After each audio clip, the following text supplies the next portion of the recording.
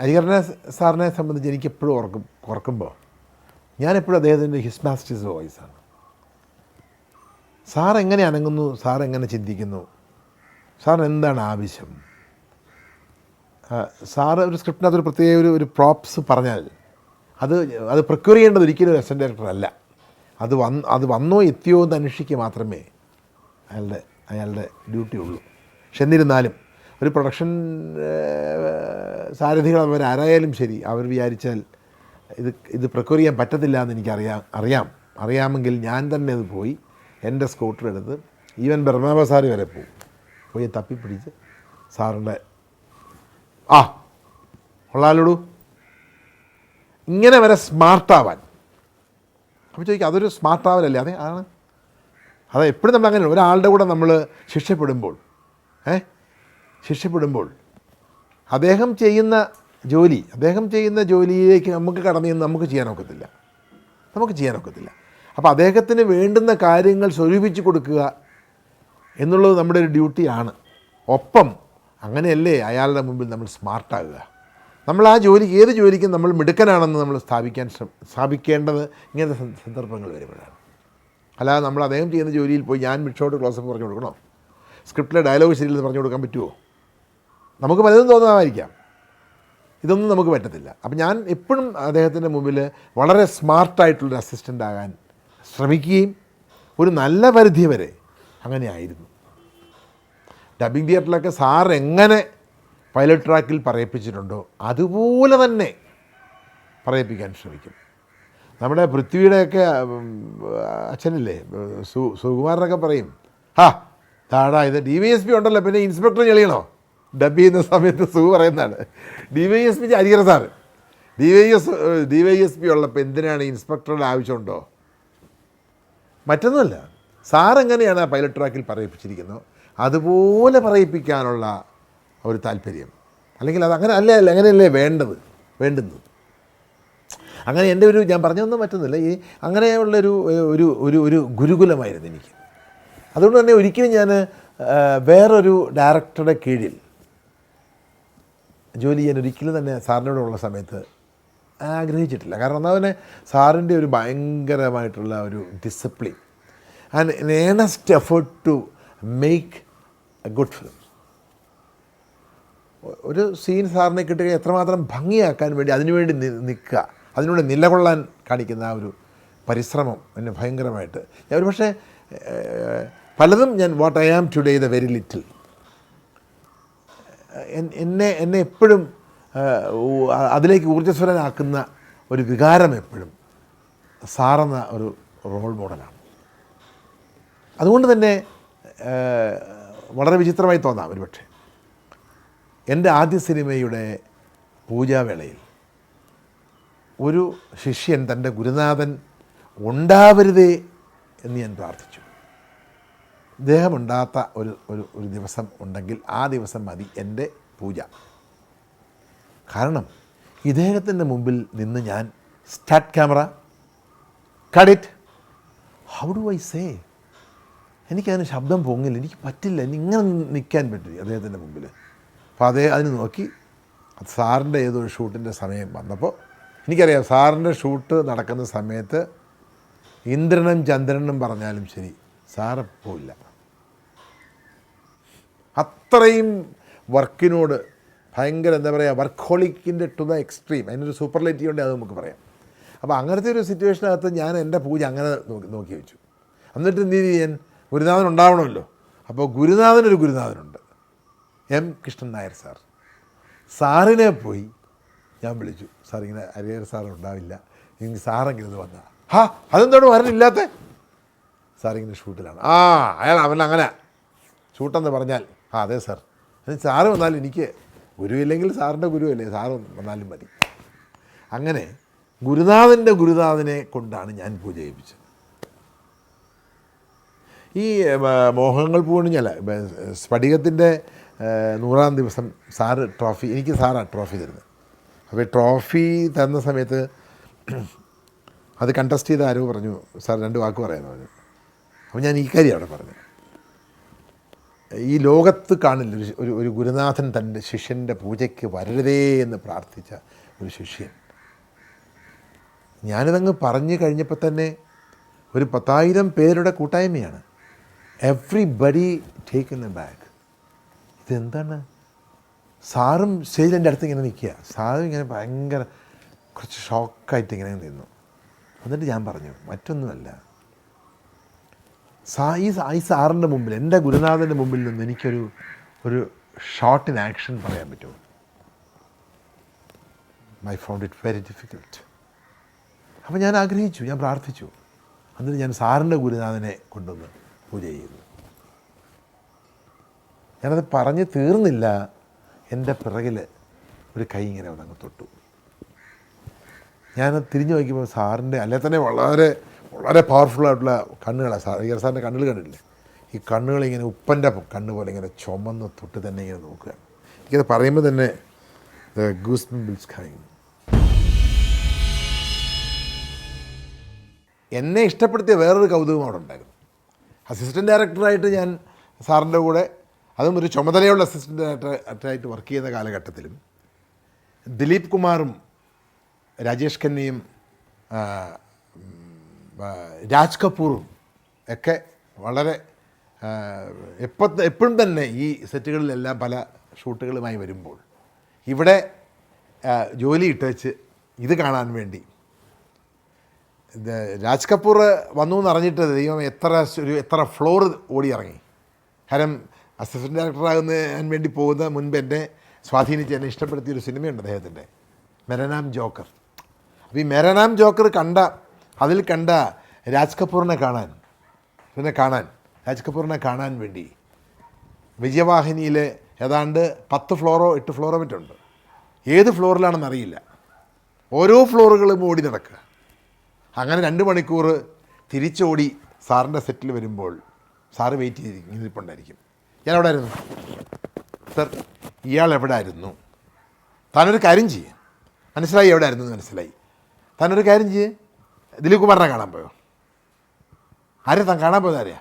Sir, ഞാൻ ഇങ്ങനെ മെരനാം ജോക്കറിലെ ഇതൊരു കാര്യം ചെയ്യേ, താൻ പോയി ഇന്ത്യ പടം അസിസ്റ്റ് ചെയ്യേ. എടോ, താനൊരു ജോലിക്ക് വന്ന് അത് ചെയ്യടോ. താൻ അതിൻ്റെ കണ്ടിന്യൂറ്റി എവിടെയാണ് കൊണ്ട് വെച്ചിരിക്കുന്നത്? എന്താണ് കണ്ടിന്യൂറ്റി? എന്താണ് നസീർ സാറിൻ്റെ കണ്ടിന്യൂറ്റി? എന്താണ് പറ. കഴിഞ്ഞ ആഴ്ചയല്ലേ ഷൂട്ട് ചെയ്തേ? എഴുതി വെച്ചിട്ടുണ്ടോ? 1 മണിക്കൂർ ഷൂട്ട് നിർത്തി സാറ് തെറിയോട് തെറിയാ, പട്ടാഭിഷേകം. അതെല്ലാം കഴിഞ്ഞ് മനസ്സിലാവാത്ത അത് അഭിനയിച്ചുകൊണ്ടിരിക്കുന്ന പ്രേംനസീർ എന്നാലോചിച്ച് ചോദിക്കുകയാണെ, അദ്ദേഹം മാറി ഒരു സോഫയിൽ ആ കണ്ടിന്യൂറ്റിക്ക് വേണ്ടി അങ്ങനെ ഇരിക്കും, ചിരിച്ചുകൊണ്ട് ഇങ്ങനെ ഇരിക്കും. ടെൻഷനായി കണ്ടിന്യൂറ്റി തപ്പിപ്പിടിച്ചു കൊടുത്ത് കുറച്ച് സാറിങ്ങനെ 1 മണിക്കൂർ നമ്മളെ put down to the core. എത്രമാത്രം നമ്മളെ താഴ്ത്തി കെട്ടാവും അത്രമാത്രം താഴ്ത്തി കെട്ടും. സാറ് പോയി കഴിഞ്ഞ് നസീർ സാറ് വിളിക്കും. നസീർ സാർ വിളിച്ചിട്ട് പറയും, അല്ല നിങ്ങൾ എവിടെ പോയി? സാർ, ഞാൻ രാജ് കപൂറിനെ കാണാൻ പോയി.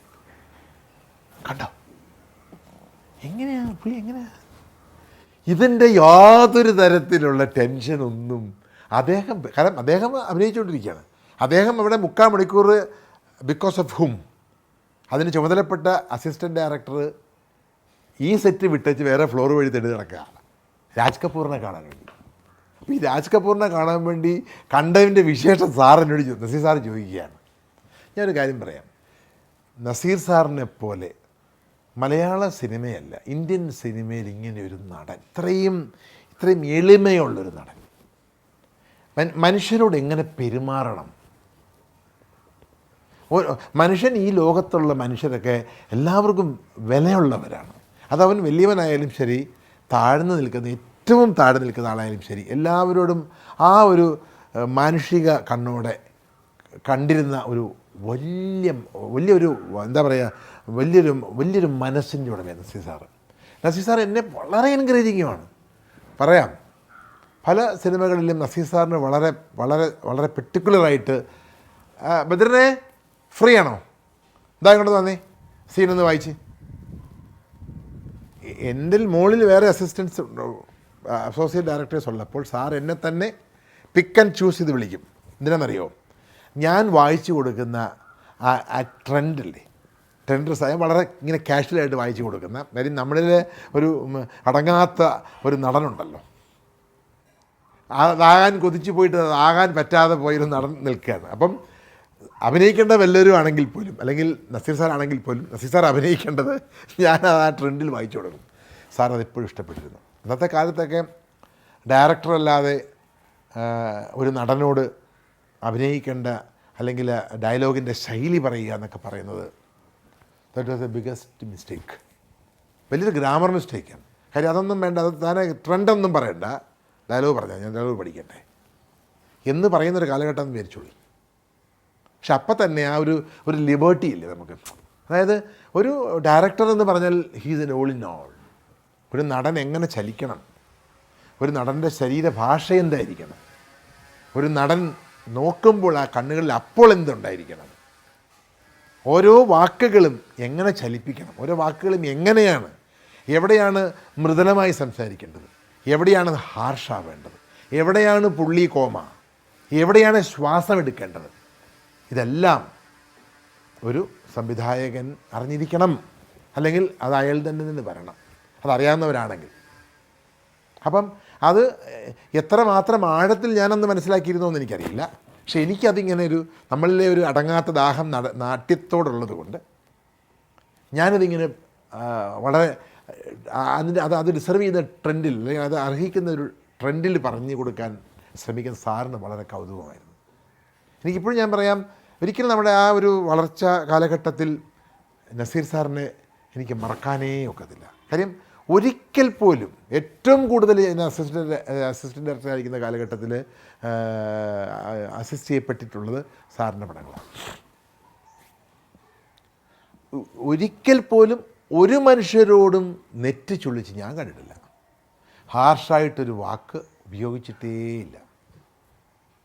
എൻ്റെ അമ്മ ഇപ്പോഴും 80 വയസ്സിലും എൻ്റെ അമ്മ പറയും, ഓ പ്രേം നസീറിനെയൊക്കെ കാണുമ്പോൾ എന്തൊരു സൗന്ദര്യമില്ലേടാ, എന്തൊരു കൗതുകമല്ലേ എന്ന് 80 വയസ്സുള്ള എൻ്റെ അമ്മ പറയുമ്പോൾ, 35 വയസ്സുള്ള അമ്മ അന്ന് പ്രേം നസീറിനെ കാണുമ്പോൾ എൻ്റെ അമ്മയുടെ മനസ്സിനകത്ത് ആര് കണ്ടു? നസീർ സാറിനെ പ്രണയിച്ചിരുന്നിരിക്കുക. കാര്യം അന്ന് ഞാൻ അനുഭവിച്ച ഒരു കംഫർട്ട് ലെവലില്ലേ അദ്ദേഹത്തിൻ്റെ കൂടെ. ഇന്നൊക്കെ അങ്ങനെ ബിഹേവ് ചെയ്തൊരു നടൻ അങ്ങനെ ആരെന്നുണ്ട്? അഫ്കോഴ്സ് ഞാൻ സീനിയർ ആയിട്ടുള്ള പഴയ മഹാനടന്മാരെ അല്ല ഉദ്ദേശിക്കുന്നത്. ഇന്നൊക്കെ ആരാണ് അങ്ങനെ അന്ന് ബിഹേവ് ചെയ്യുന്നവരാരുണ്ട്? മനുഷ്യൻ അത് വലിയവനായാലും ശരി, താഴ്ന്ന ആളായാലും ശരി, എല്ലാവരോടും ഒരുപോലെ കാണണം, ഒരുപോലെ അവരോട് പെരുമാറണം. നമ്മളൊരു വാക്ക് മാറ്റിയാലോ നെറ്റിയൊന്ന് ചൊളിച്ചാലോ അയാൾ മുറിപ്പെടും, അയാൾ മുറിപ്പെടും. അങ്ങനെ നമ്മൾ സംസാരിക്കാൻ പാടില്ല. നസീർ സാർ ഇതൊക്കെ അതറിഞ്ഞുകൊണ്ട് പെരുമാറുന്നതാണോ എന്ന് ഞാൻ സംശയിക്കുന്നു. കാര്യം അങ്ങേര് അതറിഞ്ഞുകൊണ്ടല്ല, അങ്ങേരിൽ എന്താ പറയുക, നമ്മൾ ഇമ്പെയിൽ ചെയ്തിരിക്കുന്ന ഒരു നേച്ചറുണ്ടല്ലോ, that is there within in him. Day one he took birth. ആ സ്വഭാവം അദ്ദേഹത്തിലുണ്ട്. അപ്പോൾ എപ്പോഴും ഞാൻ അദ്ദേഹത്തിനോട് വർക്ക് ചെയ്യുമ്പോഴേക്കും നസീർ സാർ വരുന്നു, ഇന്നത്തെ ഷൂട്ടിൽ നസീർ സാർ ഉണ്ടെന്ന് അറിഞ്ഞാൽ നമുക്കൊരു വലിയ ആഹ്ലാദം വന്നു. ഒരു 3 മണി കഴിഞ്ഞാൽ പിന്നെ വെയിറ്റ് ചെയ്യുക. എന്താണെന്നറിയോ? സാറിൻ്റെ വീട്ടിൽ നിന്ന് ടിഫിൻ കാരിയർ വരും. അതിനകത്തുനിന്ന് ഒരു കൊഴുക്കട്ട അല്ലെങ്കിൽ അതിനകത്തുനിന്ന് ഒരു മുളക് കൂട്ടി മുക്കി തിന്നാൻ ഒരു അരിയുണ്ട, അല്ലെങ്കിൽ ഒരു അവലോസുണ്ട, അല്ലെങ്കിൽ ഒരു ബോണ്ട, എന്തെങ്കിലും എനിക്കൊരു ഒരു ഒരു ഒരു വിഹിതം എനിക്കുണ്ട്. ഒരു വീതം എന്നെ സാറ് വിളിച്ച് തന്നിരിക്കും. സാർ എപ്പോഴും പറയുമായിരുന്നു, ഭദ്രൻ ഇയാൾ മിടുക്കനാകും കേട്ടോ. ആരാണ് അങ്ങനെയൊക്കെ പറയുക? അതൊക്കെ അങ്ങനെ അവർ ഡയറക്ടേഴ്സ്, നിങ്ങൾ നന്നായി മിടുക്കനാകാൻ വേണ്ടിയാണ്. തീർച്ചയായിട്ടും. കാര്യം സാർ എന്നോട് ആ കാലഘട്ടത്തിലൊക്കെ വളരെ ഹാർഡായിട്ടും സ്വഭാവത്തിൽ തന്നെ സാറ് അസിസ്റ്റൻസിനോടൊക്കെ അങ്ങനെ വളരെ അങ്ങനെ ഒരു ഫ്രണ്ട്ലി നേച്ചറല്ല. അപ്പം ഭരതൻ്റെ കൂടെ ദോസ് ഡേയ്സ് വർക്ക് ചെയ്തിരുന്ന അസിസ്റ്റൻസ് അനുഭവിച്ചിരുന്ന ഒരു സ്വാതന്ത്ര്യമോ ഒരു വിടുതലയോ അധികാര സാറിനെടുത്തില്ല. അദ്ദേഹം വളരെ ഒരു സ്ട്രിക്റ്റ് ഡിസിപ്ലിനറി ടാസ്ക് മാസ്റ്റർ ആയിരുന്നു. പക്ഷെ അന്ന് നമുക്കതെല്ലാം എൻ്റെ ആ കാലത്ത് എനിക്കത് വല്ലാതെ, ഞാൻ തന്നെ പല സന്ദർഭങ്ങളിൽ മുറിപ്പെട്ടിട്ടുണ്ടെങ്കിൽ പോലും പിൽക്കാലത്ത് അദ്ദേഹം എന്തിനായിരുന്നു നമ്മളോട് അങ്ങനെ ഒരു ഒരു രീതി, ഒരുപക്ഷെ അദ്ദേഹം അങ്ങനെ കാണിച്ചിരുന്ന ഒരു ഒരു ഒരു ഒരു ഒരു രീതി ആയിരുന്നിരിക്കാം സ്വന്തമായി അന്നൊരു കഥ കണ്ടുപിടിക്കാനും സ്വന്തമായി ഒരു തിരക്കഥ ഉണ്ടാക്കാനും സ്വന്തമായി ആ തിരക്കഥയ്ക്ക് ഒരു എന്താ സംഭാഷണം എഴുതാനും എന്നെ പ്രേരിപ്പിച്ചത്.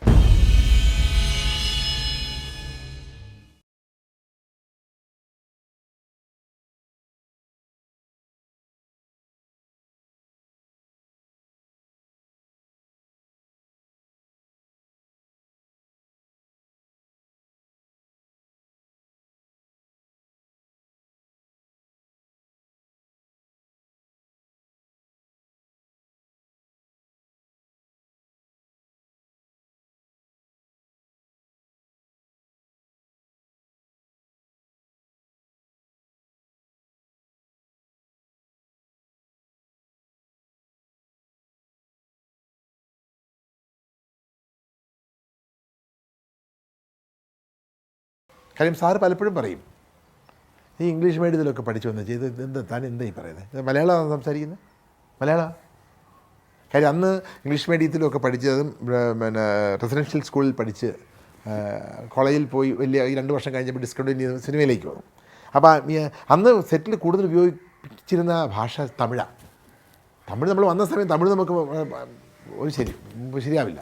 അപ്പം ഇംഗ്ലീഷ് പറയാനുള്ള ഒരു പ്രവണത അറിയാതെ അപ്പോൾ സാറെപ്പോഴും പിടിച്ച് കളിയാക്കും, എടോ മാതൃഭാഷ മലയാളമാണ്, താൻ മലയാളം സംസാരിക്കുക, എന്താണ് ഇങ്ങനെ മലയാളത്തിൻ്റെ ഭാഷ എത്ര എന്നറിയോ, എത്ര അക്ഷരമുണ്ടെന്ന് അറിയോ എന്നൊക്കെ ചോദിക്കും. നമ്മളിങ്ങനെ സാർ വളരെ ഇങ്ങനെ നമ്മളിങ്ങനെ നമുക്ക് തോന്നും പുള്ളി നമ്മളെ പുട്ട് ഡൗൺ ചെയ്യണമെന്ന്. പക്ഷേ എന്നിലത് വളരെ പോസിറ്റീവായിട്ട് തിരക്കഥയും കഥയും സംഭാഷണവും ഞാൻ തന്നെ എഴുതി ഹരിഹര സാറിനെ ഞാൻ കാണിച്ചു കൊടുക്കും. സാറപ്പം സ്വന്തമായി എഴുതുന്നില്ല, സാറിന് പ്രഗത്ഭരായിട്ടുള്ള വലിയ റൈറ്റേഴ്സ് എഴുതുന്ന കാലമാണ്. ഞാനൊരു സിനിമ ചെയ്യുന്നുണ്ടെങ്കിൽ തീർച്ചയായിട്ടും ഞാനത് എഴുതി തന്നെ ഡയറക്റ്റ് ചെയ്യും. അങ്ങനെ എൻ്റെ ആദ്യ സിനിമയായിരുന്നു എൻ്റെ മോഹങ്ങൾ പൂവണിഞ്ഞു. എൻ്റെ മോഹങ്ങൾ പൂവണിഞ്ഞു സിനിമ കണ്ട് ആദ്യമധ്യാന്തം മുഴുവനായിട്ടിരുന്ന് കണ്ട് സാറ് സിനിമ കണ്ട് എഴുന്നേറ്റ് തിരിയുമോ കാണുന്ന ഞാൻ നിൽക്കുന്ന സാറെന്നെ കെട്ടി അങ്ങ് പിടിച്ച് എന്നെ വിടുന്നേയില്ല. എന്നെ ആ തിയേറ്ററിൻ്റെ സാറിരുന്ന ആ സീറ്റിൽ നിന്ന് കാറ് വരെ കെട്ടിപ്പിടിച്ച് സാറിന് ശ്വാസമില്ല, സാർ ഒരു അക്ഷരം പോലും മിണ്ടുന്നില്ല. കയറാൻ നേരത്ത് ഇതുപോലെ തന്നെ നേരത്തെ പറഞ്ഞ പോലെ തന്നെ കണ്ണിങ്ങനെ ചുമന്നിരിപ്പുണ്ട്, നീ മിടുക്കനടാ നീ. അപ്പോൾ തീർച്ചയായിട്ടും സാർ അന്ന് നമ്മളെ പുട്ട് ഡൗൺ ചെയ്തതോ അല്ലെങ്കിൽ നമ്മളോട് സംസാരിച്ചതൊക്കെ നമുക്കന്ന് തോന്നിയതാ ഇത് മുറിപ്പെടുത്തി സംസാരിക്കുന്നതാണെന്ന്. സാർ ഒരിക്കലും അത് മുറിപ്പെടുത്താൻ വേണ്ടി അല്ല. സാറ് അതിൻ്റെ ഡ്രോയിങ് മാസ്റ്ററായിരുന്നു, ഹി വാസ് എ ടീച്ചർ. അപ്പോൾ ഒരു ടീച്ചർ ആ കാലഘട്ടത്തിൽ കുട്ടികളോട് എങ്ങനെയായിരുന്നിരിക്കും. അപ്പോൾ പഠിക്കാൻ വരുന്ന കുട്ടികൾ സീരിയസ് ആയിരിക്കണം, അത് സിനിമ അങ്ങോട്ടും ഇങ്ങോട്ടും തെക്കുമ്പോൾ നടക്കാൻ പാടില്ല. ഒരു പണിയെടുക്കുമ്പോൾ അതർഹിക്കുന്ന അതിൽ വേണ്ടുന്ന ഏകാഗ്രത ഉണ്ടായിരിക്കണം. അതിനുവേണ്ടി ആണ് സാറ് പലപ്പോഴും അങ്ങനെ നമ്മളോട് പെരുമാറിയിരുന്നത്. എനിക്ക് പിൽക്കാലത്ത് ഞാൻ തിരിച്ചറിഞ്ഞു. ഹരിഹര സാറിൻ്റെ കൂടെ ഞാനുണ്ടായിരുന്ന കാലത്ത് സത്യനന്ദിക്കാരുണ്ടായിരുന്നു, മോഹനനുണ്ടായിരുന്നു, ഡയറക്ടർ മോഹനുണ്ടായിരുന്നു. സത്യം പിന്നെ പിൽക്കാലത്ത് ഡോക്ടർ ബാലകൃഷ്ണൻ്റെ കൂടെ അങ്ങ് മാറി. ഞാൻ വരുന്നതിൻ്റെ ഒരു 2 വർഷമെങ്കിലും മുൻപായിരിക്കാം സത്യൻ സിനിമയിൽ വരുന്നത്. അതുപോലെ ഹനീഫയൊക്കെ എനിക്കിപ്പോഴും ഓർമ്മയുണ്ട്. അന്നത്തെ കാലത്ത് ഡോക്ടർ ബാലകൃഷ്ണൻ്റെ ഏതോ സിനിമയിൽ അഭിനയിക്കാൻ ഒരു ചാൻസ് കിട്ടിയിരിക്കുന്ന സമയത്ത് കൊച്ചിൻ ഹനീഫ ആൽബർട്ട്സ് കോളേജിൽ ആർട്ട് സ്റ്റാഫ് സെക്രട്ടറിയാണ്, ഞാൻ 1 ഇയർ ജൂനിയറാണ്.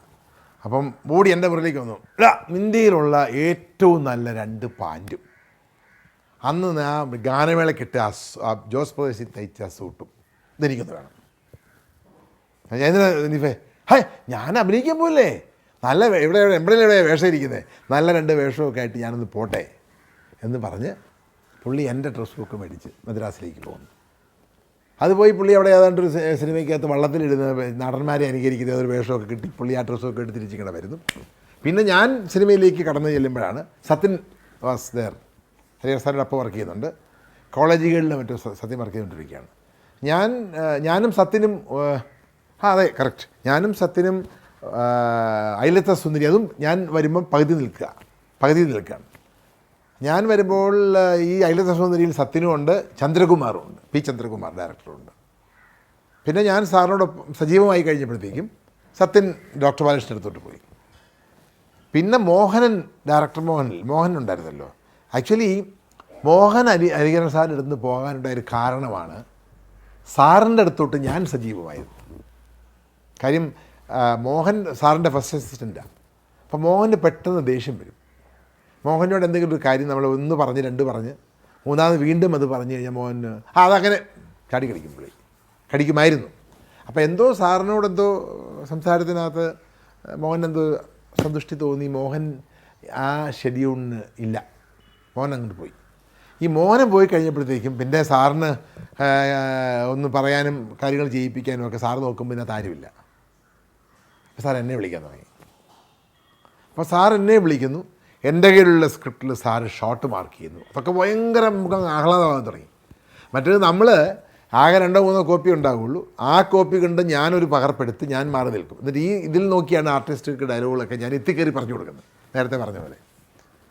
അപ്പം ഇദ്ദേഹം അങ്ങ് മാറിക്കഴിഞ്ഞപ്പോഴത്തേക്കും sir first associate director carry ചെയ്യേണ്ട സ്ക്രിപ്റ്റ് എൻ്റെയിലേക്കായി. അതിൽ സാറ് ഷോർട്ട് മാർക്ക് ചെയ്യാൻ തുടങ്ങി. പിന്നെ സാർ അതിൻ്റെ കണ്ടിന്യൂറ്റി ഭദ്രൻ ഇതെന്താണ് അതെന്താണെന്ന് ചോദിക്കാൻ തുടങ്ങുമ്പോൾ നമ്മളിതിൻ്റെ ഒരു ഭാഗമായി. ഞാൻ പറഞ്ഞത് നമ്മൾ തസ്തിക മാറ്റപ്പെടുമ്പോൾ തന്നെ അല്ലെങ്കിൽ ഒരു കാരണത്താൽ ആ ആളുടെ അഭാവത്തിൽ നമ്മൾ അവിടേക്ക് വരാൻ കഴിഞ്ഞപ്പോൾ എനിക്കൊന്ന് ഈ സാറിൻ്റെ കൂടെ ഇത്രയും വർഷങ്ങൾ നിലനിർത്താനുണ്ടായിട്ടുള്ള കാരണങ്ങൾ തന്നെ ഇങ്ങനെ ഓരോ പ്രശ്നങ്ങൾ വരുമ്പോൾ, സാങ്കേതിക കാരണങ്ങൾ വരുമ്പോൾ നമ്മൾ പലപ്പോഴും അവിടെ ആവശ്യമായി മാറും. അപ്പോൾ സാറ് വിളിക്കുന്നത് ഞാൻ ഭദ്രനെ വിളി, എനിക്കതെപ്പോഴും കേൾക്കണം. സാറ് ഭദ്രനെ വിളി എന്ന് സാറ് കൂടെ പറയുന്നത് കേൾക്കണം. ഞാൻ എപ്പോഴും സാറിനോട് അതിപ്പോൾ പറയുമായിരുന്നു, സാറ് ഞാനൊന്ന് ചാർജ് ആവണമെങ്കിൽ സാർ എന്നെ ഭദ്രനെ വിളിന്ന് കേൾക്കണം. അപ്പം ചിരിക്കും പുള്ളി.